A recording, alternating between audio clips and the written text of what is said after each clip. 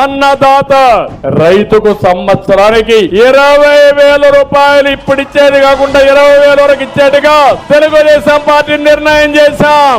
ఈ 20,000 కాకుండా వ్యవసాయం లాభసాటిగా తయారు చేసేదానికి, రైతుని ఆత్మహత్యలు చేసుకోకుండా ఉండడానికి, అప్పుల పాలు కాకుండా రైతు ఆత్మ గౌరవంతో బతకడానికి ఏమేం చేయాలో చేస్తారు. ఎక్కడ సార్, ఎంత సార్?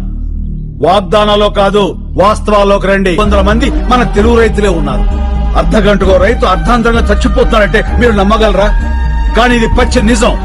చావు కూడా చులగైతే ఆ దేశం బాగుపడదు సార్. అటువంటి ఓ రైతు పొలం గట్ల మీద పురుగుల మందు తాగుతున్నాడు. ఇది నిజం కాదా? పట్టించుకోరా? వచ్చి చూడండి సార్. మెతుకు కింద పడితే కళ్ళకద్దుకునే దేశం. ఆ మెతుకులు పండించే రైతుని నిర్లక్ష్యం చేస్తుంటే ఇంకెవరికి చెప్పుకోవాల్సి. వ్యవసాయం కూడా పరిశ్రమే, రైతు శ్రమే, అది గుర్తించండి.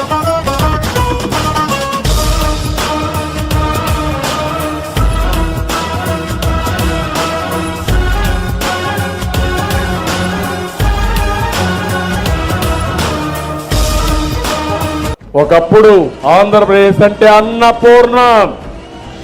ఈరోజు అన్నపూర్ణ లాంటి ఆంధ్రప్రదేశ్ రాష్ట్రాన్ని, అన్నదాతని అప్పుల పాలు చేసి దిక్కుదోచిన పరిస్థితిలో ఆత్మహత్యలు చేసుకునే పరిస్థితి వచ్చిందంటే సిగ్గుచేటవునా కాదా అని అడుగుతున్నా.